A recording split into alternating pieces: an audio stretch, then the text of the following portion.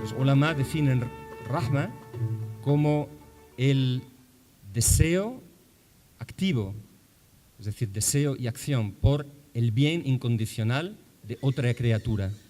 Y esta es la actitud que Allah tiene, subhanahu wa ta'ala, ante toda su creación. Y esta es la actitud que el profeta ejemplifica. Y él es rahmatun lil alamin, no es rahmatun lil muslimin, no es una misericordia para los musulmanes, sino para todos los hombres. Ni siquiera para todos los hombres, es una misericordia para todas las criaturas. Un día, algunos de los compañeros pidieron al profeta, en mitad de las circunstancias más difíciles que vivieron, que maldijese, que pidiera a Allah en contra de los Quraysh, de aquellas personas que les habían perseguido, expulsando de sus hogares y que habían guerreado contra ellos. Pero el profeta se negó y dijo: no, porque yo he sido enviado como Nabi ur-Rahma, el profeta de la misericordia. Un día el profeta estaba sentado junto a sus compañeros cuando de pronto pasó una comitiva funeraria. Y el profeta se levantó en honor a la persona que había fallecido. Y los sahaba, extrañados, dijeron: ya Rasul, ¿no sabes que era un judío? Y el profeta contestó: sí, pero ¿acaso no era un ser humano? Esta misericordia incondicional del profeta hace que en la tradición islámica la comunidad del profeta abarque a toda la humanidad. Se divide en dos: en aquella comunidad que ha aceptado la invitación del profeta, y en aquella otra comunidad que todavía no ha aceptado la invitación del profeta.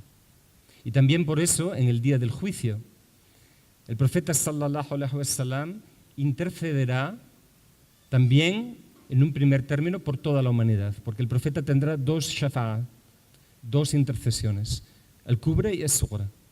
Y la primera, que es amma, es general, estará dirigida a toda la humanidad para que Allah subhanahu wa ta'ala acorte el día del juicio, este día que será el más difícil y que todas las personas que estemos allí viviremos en un principio como si durara siglos. El Corán y la Sunna, sin duda alguna, establecen una distinción entre creyentes y no creyentes.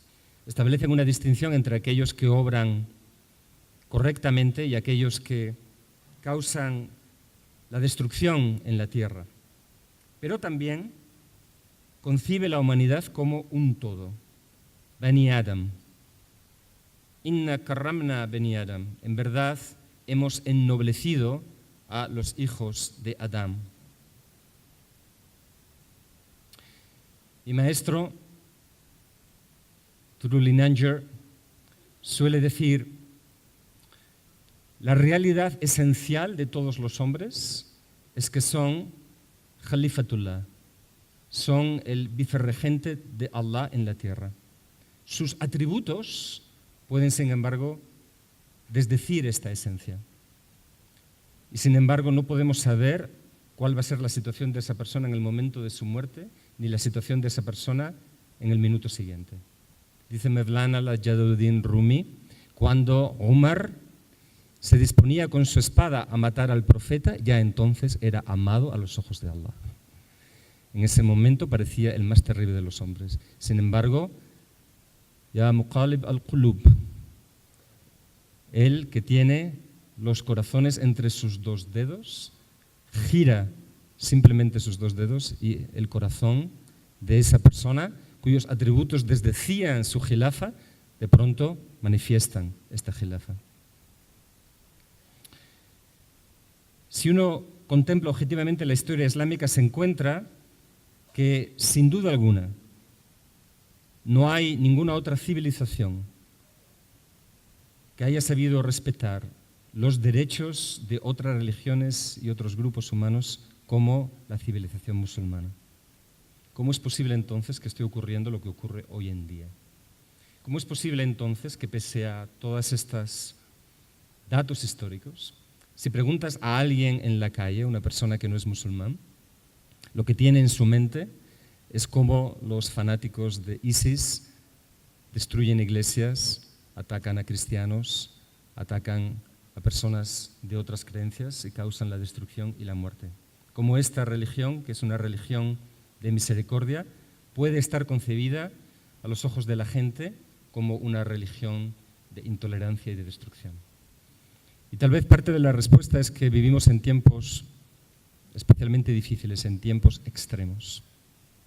El extremismo de nuestro din, constantemente anunciado a través de los medios de comunicación, sin duda con intereses creados muy concretos, coincide con otros muchos extremismos que a veces se convierten en más invisibles.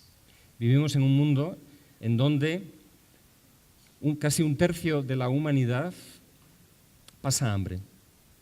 Vivimos en un mundo en el que la naturaleza, este libro de signos que Alá ha creado para llevarnos a Él, está siendo destruida hacia un punto de no retorno. Vivimos en un mundo en el que la búsqueda esencial que cada ser humano tiene que hacer de su propio destino se ve oscurecida y velada por la industria de las drogas y la industria del entretenimiento, que impiden al hombre verse a sí mismo. Así que un tipo de extremismo se ve en el espejo y se convierte en otro tipo de extremismo.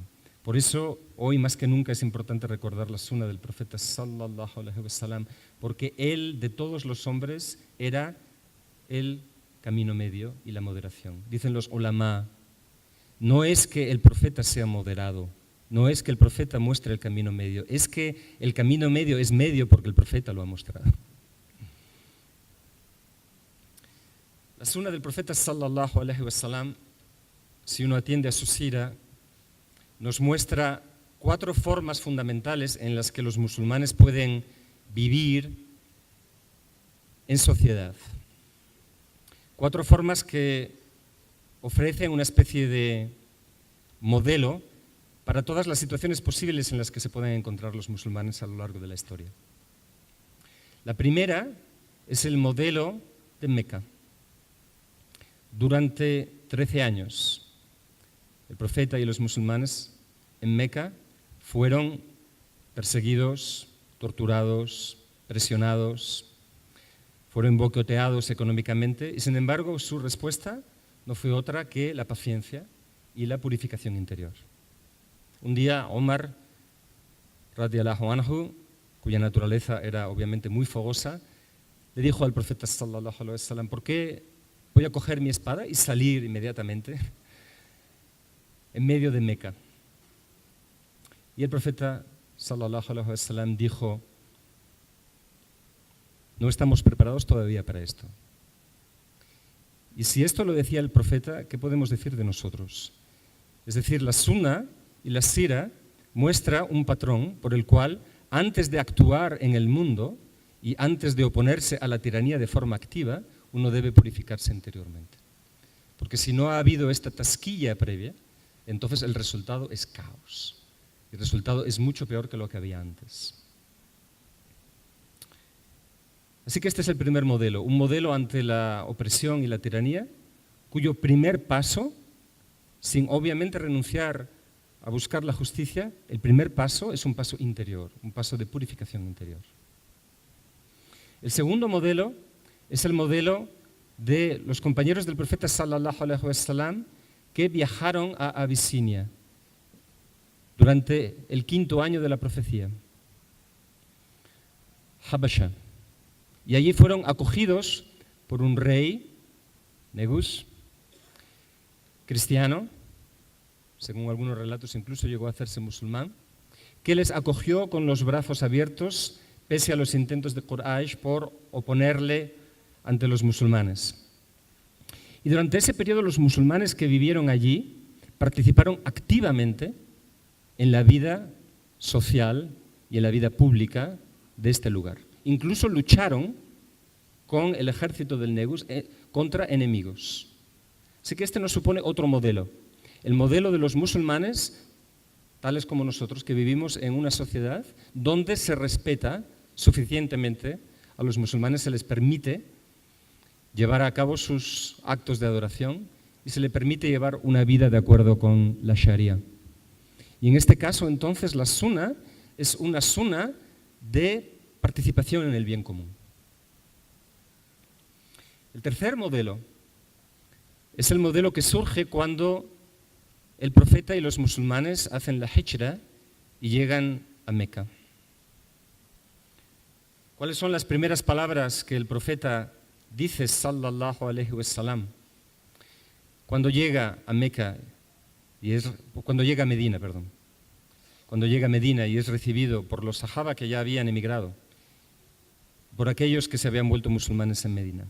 Famosamente dice, Ya ayuhan nas, ufshu salam, wad'imu ta'am, wassalu billayli, wa nasu nijam, tadkhulu jannati bisalam.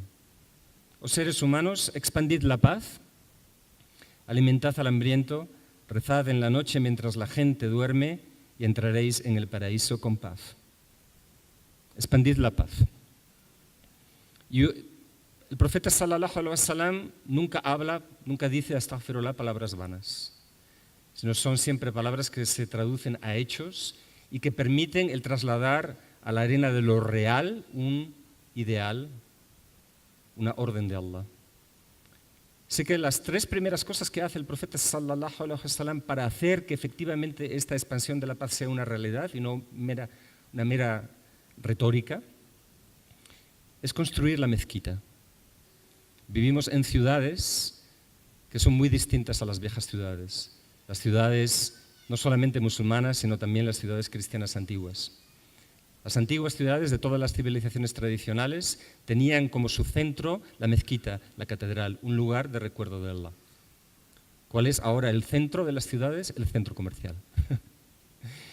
El centro comercial, ¿de acuerdo?, es lo que trata de unir a las personas en el recuerdo y la devoción y el ahogo en el dunya.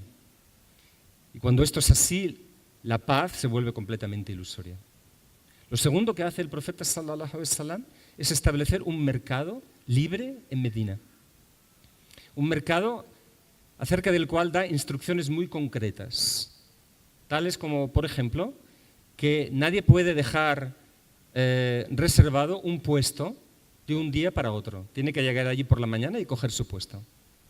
Es decir, establece una serie de condiciones para evitar monopolios económicos y competencias económicas que producen desequilibrio e injusticia. Porque no hay paz posible sin este tipo de medidas.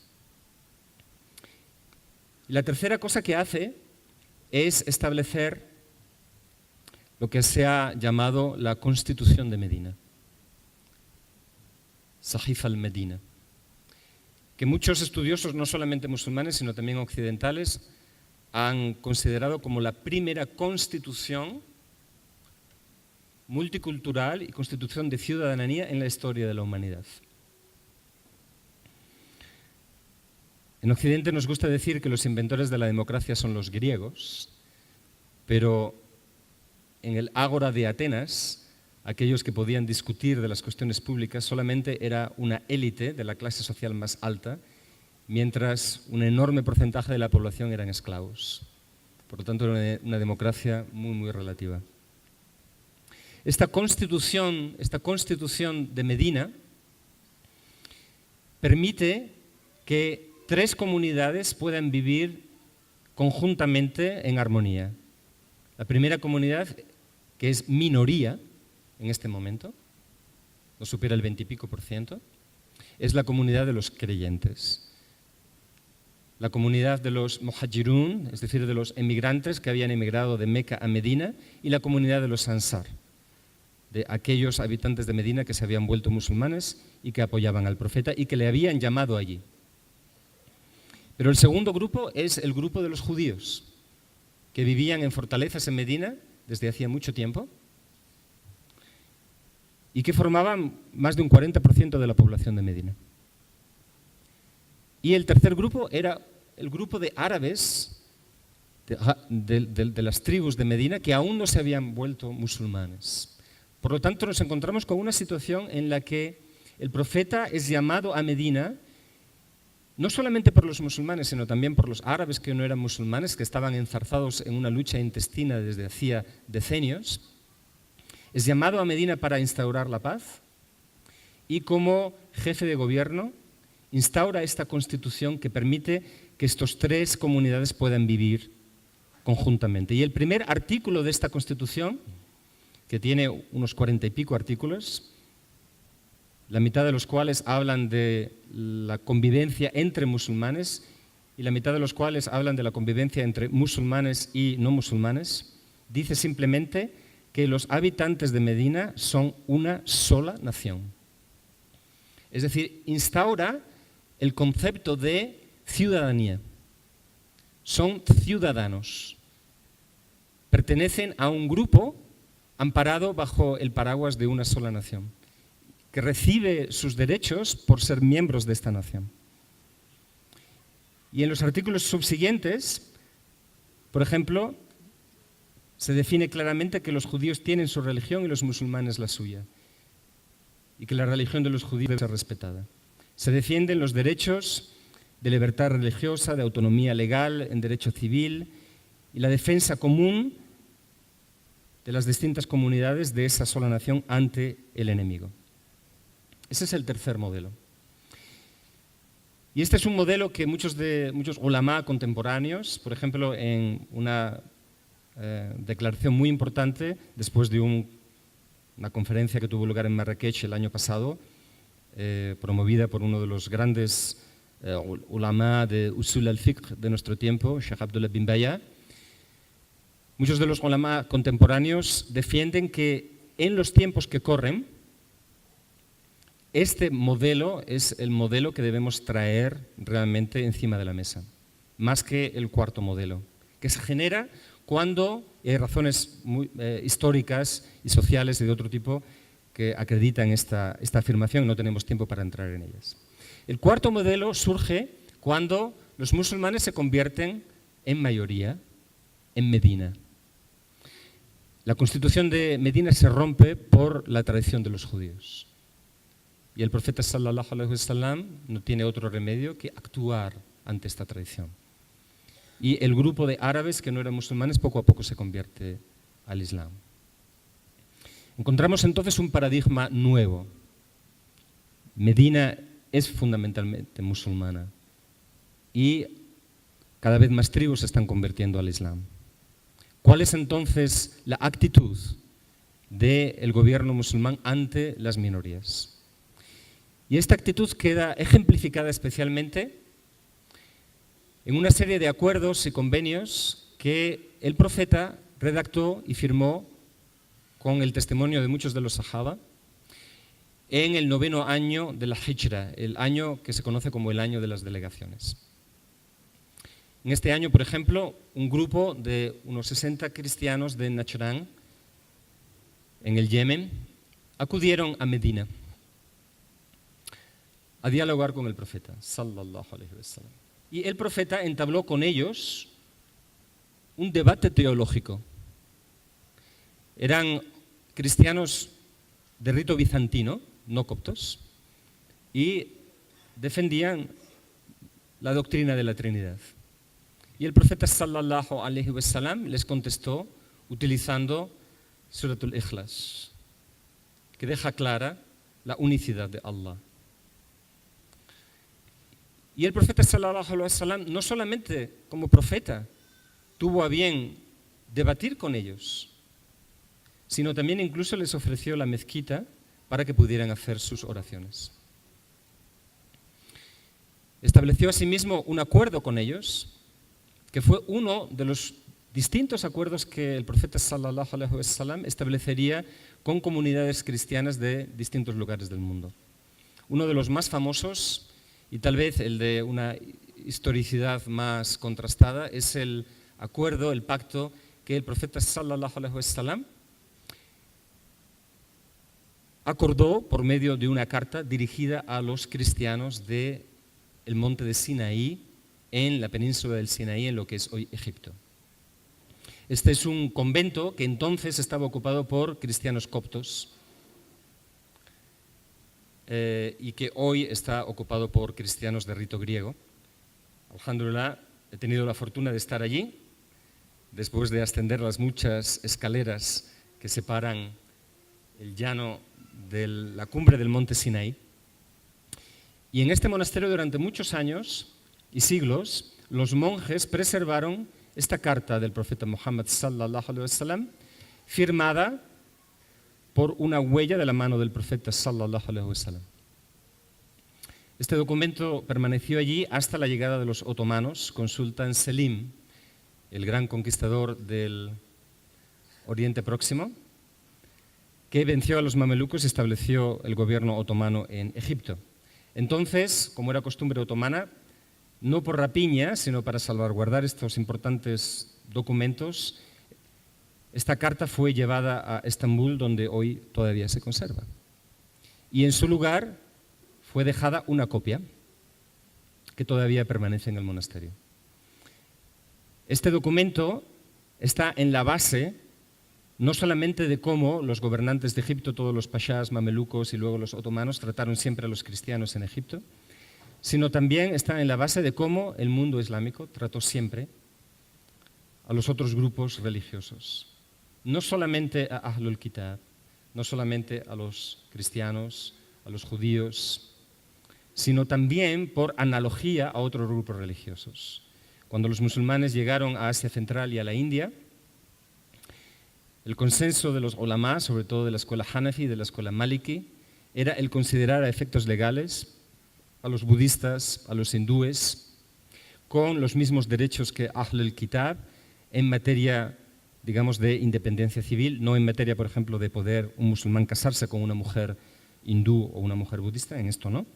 Pero en muchos aspectos establecieron una analogía entre el derecho que se aplicaba a Ahlul Kitab y el que se aplicaba a estos grupos religiosos. Incluso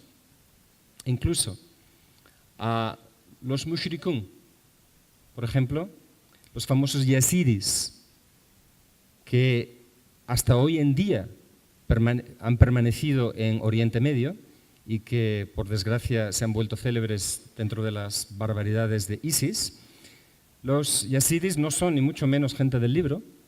De hecho, algunos dicen que son adoradores del diablo. Sin embargo, los yazidis fueron respetados a lo largo de todos los siglos.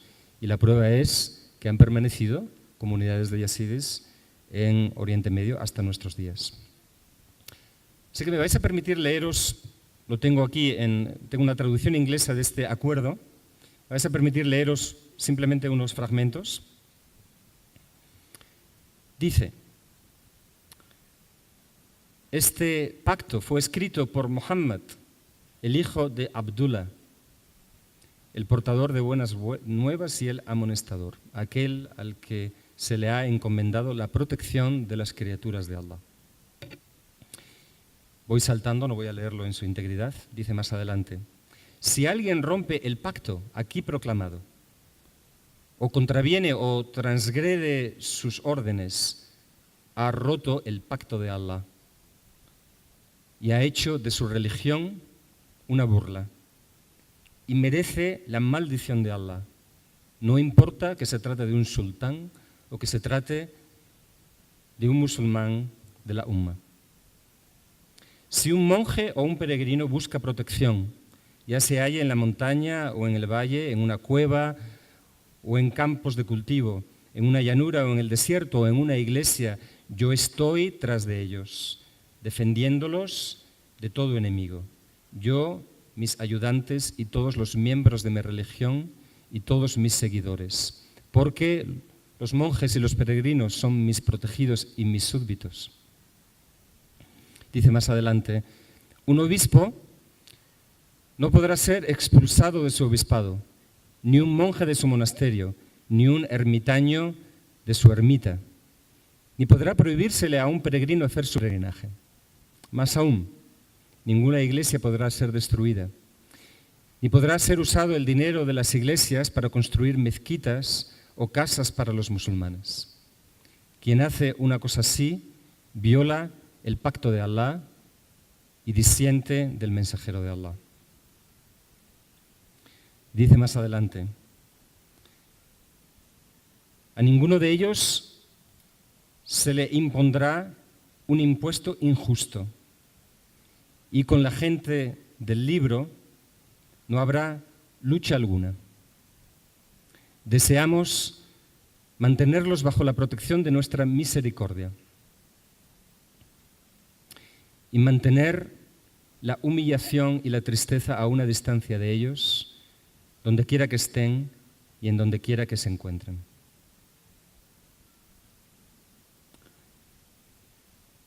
Y dice después, como testigos de este pacto, que fue escrito por Muhammad, del puño y letra de Ali ibn Abi Talib, hijo de Abdullah, el mensajero de Allah, figuran como testigos Ali ibn Abi Talib, Abu Bakr ibn Abi Quhafa, Umar ibn al-Khattab, Uthman ibn Affan, Abdullah ibn Hurayra, Abdullah ibn Masud, etcétera, etcétera, etcétera.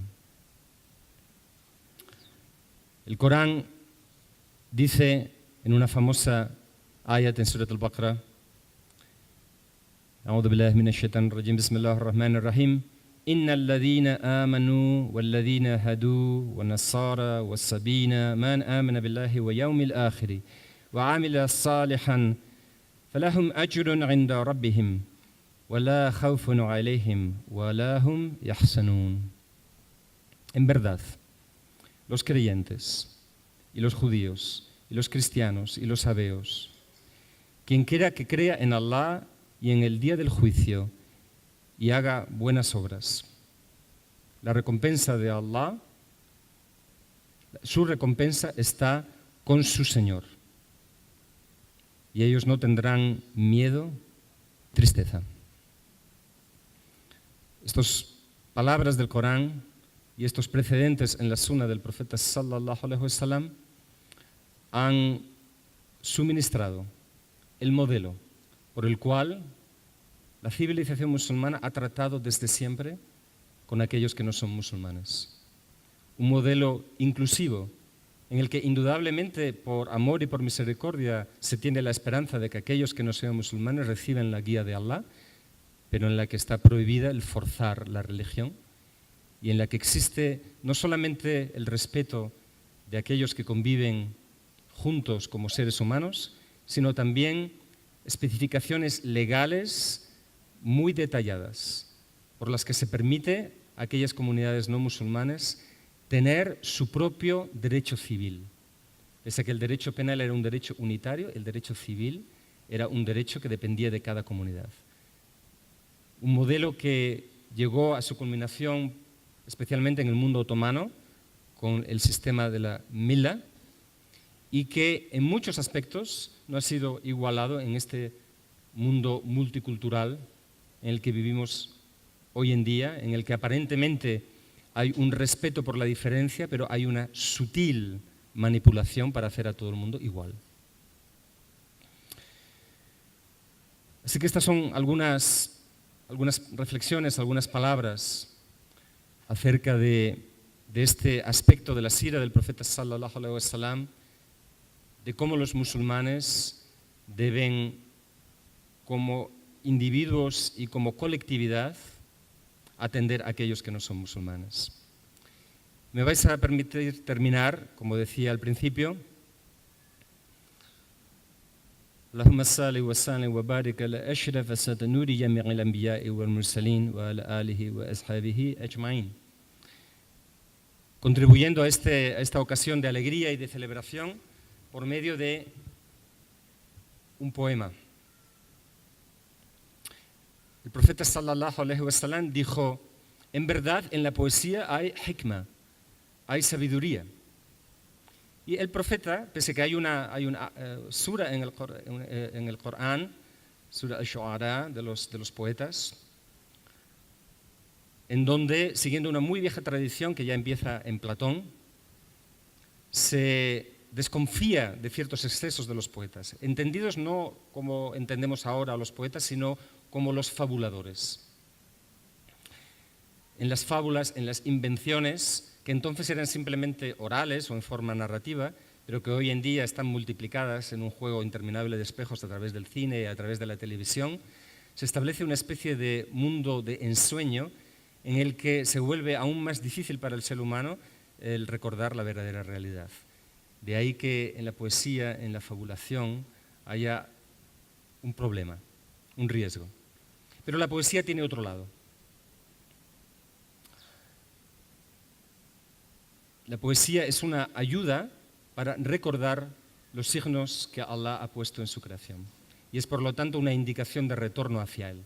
Por eso el profeta amaba la poesía, sallallahu alaihi wasallam, y muchos de los compañeros recitaban poesía en su presencia y él les animaba a hacerlo. Así que me vais a permitir leeros un poema escrito por este fakir. Antes que nada, más bien yo me considero poeta antes que otra cosa. Y es un poema que está recogido en un libro que se llama Árbol Verde de Signos, en honor al profeta, sallallahu alaihi wasallam. Y se llama Allí donde se une la hermosura. Y antes de leerlo, quiero simplemente explicar algunas ideas que permiten entender mejor el poema. En la tradición islámica, la creación se considera como otro libro.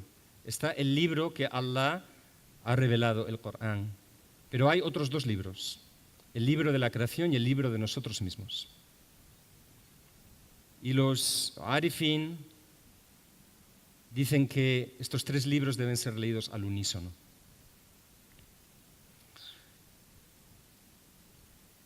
Las criaturas, todas las cosas que nos encontramos en la creación, los árboles, las plantas, los animales, las nubes, el sol, son ayat, que es la misma palabra que se utiliza para referirse a los versos del Corán. Son signos. ¿Y cuál es la característica de un signo? La característica de un signo es que en semiótica se define un signo como aquello que se refiere a un significado. Es decir, si vemos el signo, pero no entendemos a qué está apuntando, entonces no vemos nada. Y uno de los signos más extraordinarios que Allah ha puesto en su creación es la belleza. Uno de los nombres de Allah es Al-Jamil, el bello. Y Shaykh al-Akbar ibn Arabi, Muhyiddin ibn Arabi, nacido en estas tierras, dice que la belleza es la manera por la que Allah subhanahu wa ta'ala atrae a sus criaturas de nuevo hacia Él mismo, porque Él es la belleza suprema. Cuando vemos algo bello, en realidad es simplemente una manifestación de esa belleza suprema que solamente se encuentra en Él. Así que la primera parte del poema habla precisamente de esta belleza que nos encontramos en la creación, no solamente la belleza externa, sino también la belleza interna. Hay muchas personas muy hermosas externamente y feas interiormente. Y personas menos agraciadas exteriormente, sin embargo, con una gran belleza interna. Y la belleza interna es superior a la belleza externa. Y esta belleza que podemos ver con nuestros ojos en este mundo no es nada comparada con la belleza de los mundos invisibles, con la belleza de los ángeles, con la belleza que Allah guarda para los creyentes en el paraíso. Pero aún esa belleza no es nada comparada con la belleza del más bello, sallallahu alaihi wasallam. En la tradición sufí se dice que Allah subhanahu wa ta'ala ha creado la creación para ser conocido. Y Allah ha puesto los signos de sus atributos en todas las cosas que ha creado. Pero en la primera creación, que es la luz de la profecía, el Nur al-Muhammadi, algo que está recogido en un hadith, pero que no forma parte de la aqida, pero sí forma parte de la tradición islámica interior, de la tradición transmitida por Ahl Tasawwuf. En esta Nur Muhammadi los atributos de Allah subhanahu wa ta'ala se reflejan en forma de síntesis. Por eso, como dice Ibn Mashish en Salat al-Mashishiyah, no hay nada que no esté conectado con él, porque él es la síntesis que luego se desarrolla en detalle en la creación. Así que si queremos tender un puente entre la belleza de lo que vemos, la belleza de lo que escuchamos, la belleza que perciben nuestros corazones y la fuente de la belleza que es Él, este puente necesariamente es esa síntesis de la belleza que es el profeta sallallahu alaihi wasallam.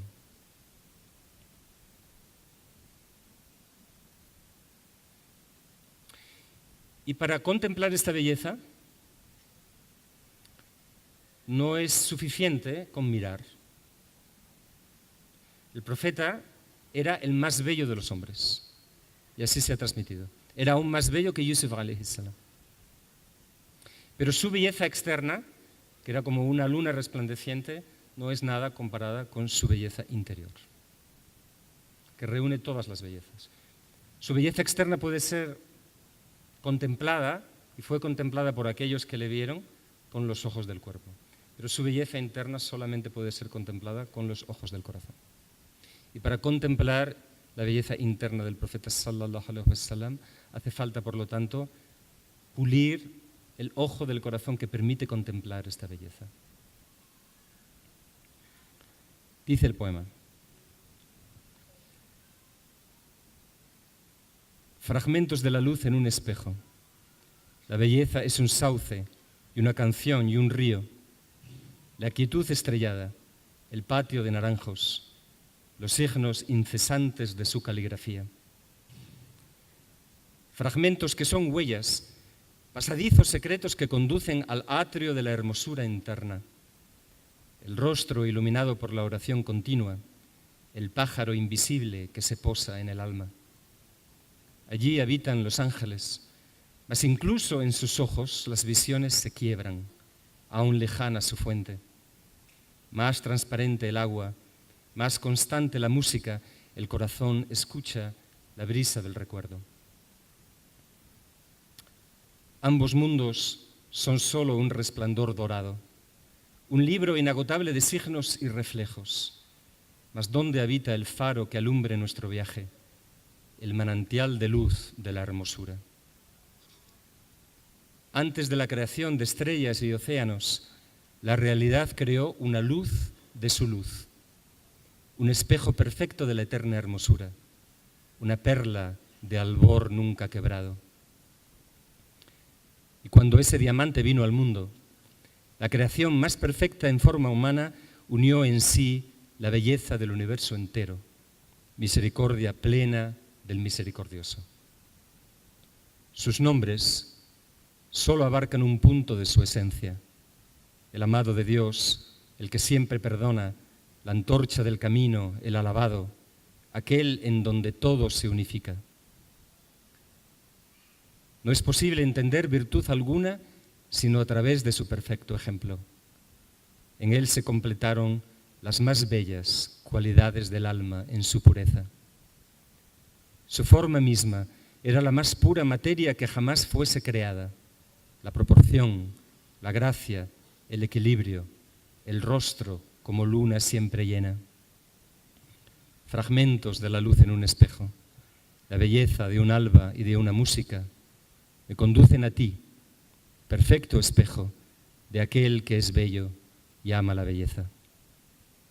Y aunque sé que no puedo vislumbrarte, que lo que veo de ti en el océano de tu realidad, sé que no olvidas nunca a quien te llama. Solo es capaz de ver el sol quien tiene en sus ojos la luz que el sol despliega. Quien quiera contemplarte necesita embellecerse con tus cualidades. Quiere el Señor guiarme por la senda de aquellos que se apartan de sí mismos para volverse espejo de su amado, allí donde se une la hermosura. Sallallahu alaihi wasallam. Alhamdulillah, pedimos a Allah subhanahu wa ta'ala que nos haga un poquito más espejos de la belleza y de la misericordia del profeta sallallahu alaihi wasallam, y que unifique nuestro interior, para que a través de esta unificación también la comunidad de los musulmanes se pueda unir y la enseñanza del profeta sallallahu alaihi wasallam pueda llegar a todos los hombres. Alhamdulillah Rabbil Alamin. Muchas gracias.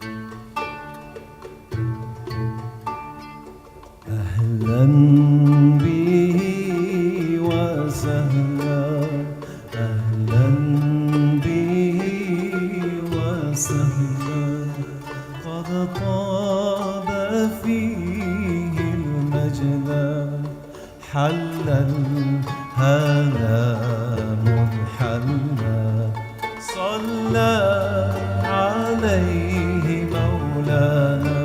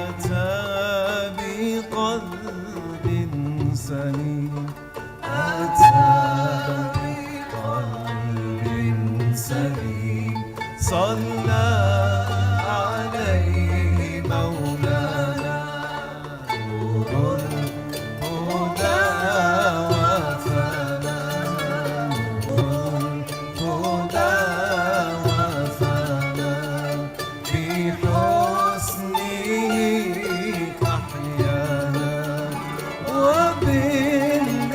وباللقاء حيانا صلى عليه